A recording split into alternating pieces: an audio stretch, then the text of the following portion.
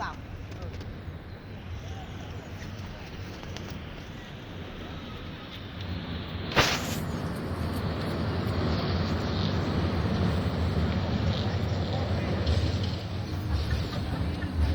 সোফিয়ার অন্যতম প্রত্নতাত্ত্বিক নিদর্শন। প্রায় 2000 বছর আগের বিভিন্ন প্রত্নতাত্ত্বিক নিদর্শন এখানে প্রদর্শিত করা হচ্ছে। দূরে সেই সোফিয়ার বিখ্যাত সেই হায়া সোফিয়ার মতনই আরেকটি রেপ্লিকা ভবন এখান থেকে দেখা যাচ্ছে। তার পেছনে আপনারা দেখতে পাচ্ছেন কিনা জানি না, চমৎকার স্নো ক্যাপ মাউন্টেন, খুব সুন্দর। আমি চেষ্টা করছি দেখানোর জন্য। এখন পরন্ত বিকেল, খুব দেখা যায় না, তবুও কালকে রোদ আসলে হয়তো বা সুন্দর লাগবে। এটা পুরো বুলগেরিয়ার এই সোফিয়া শহরটি কয়েক হাজার বছরের পুরনো ঐতিহ্য দিয়ে গড়া।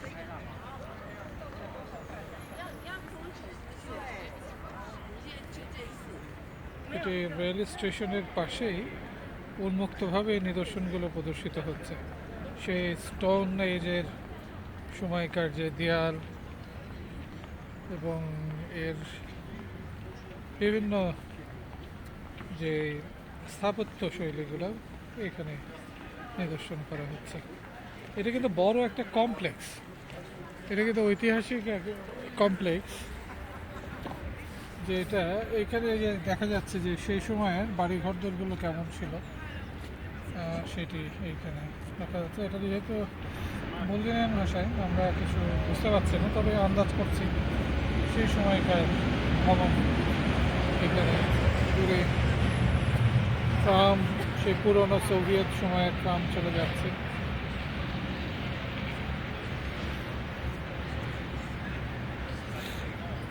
এটি অভূতপূর্ব, অসম্ভব ভালো লাগার একটি শহর সোফিয়া।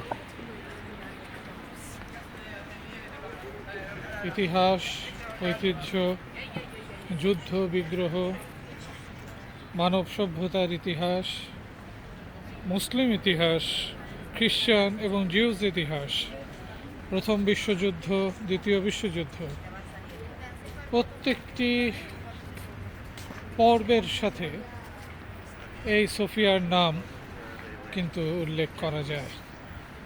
যদিও বা সোফিয়াকে অনেকে সেইভাবে ঐতিহাসিক মূল্যায়নের ভিতরে আনতে পারেনি। এর প্রধান বৈশিষ্ট্য হলো যে সোফিয়া বারবার বিভিন্ন শক্তি দ্বারা নিয়ন্ত্রিত হয়েছে এবং তাদের শেষ যে শক্তিটা ছিল সেটাই হচ্ছিল যে রাশিয়া, তারা এখানে কমিউনিজম প্রতিষ্ঠা করেছিল এবং এই কমিউনিজম প্রতিষ্ঠার মাধ্যমে তারা এখানকার শিল্প, সাহিত্য, সংস্কৃতির উপর ব্যাপক প্রভাব বিস্তার করে। এখানকার সমাজ ব্যবস্থা, এখানকার ভবন নির্মাণের যে ডিজাইন, সব কিছুর সাথে এটি যুক্ত হয়। সেই প্রাচীন ঘরটি কিন্তু সেখানে দেখা যাচ্ছে, সেই পাথরের সারিবদ্ধ পাথর দিয়ে নির্মিত। এই যে পেছনে, এটাও কিন্তু সোভিয়েত সময় নির্মিত ভবন এবং আমার ধারণা এখানে যেগুলো আছে ভবনগুলো সোভিয়েত সময়ে নির্মাণ কাজ সম্পন্ন হয়।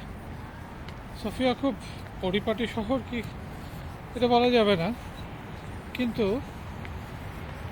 এটি এই যে এই ভবনটি প্রদর্শন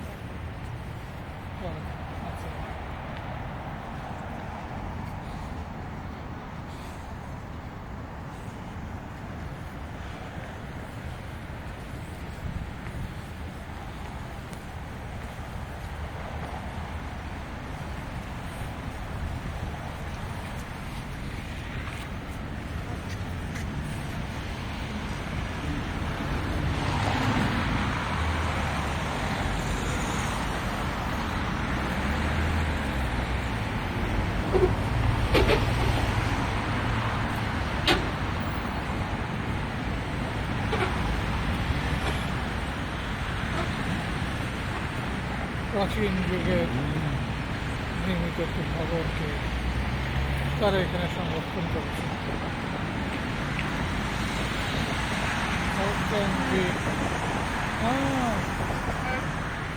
এটা এদিক থেকে যে এদিক থেকে বেরোতে হবে, ওই যে উপায় নেই। স্টেশন।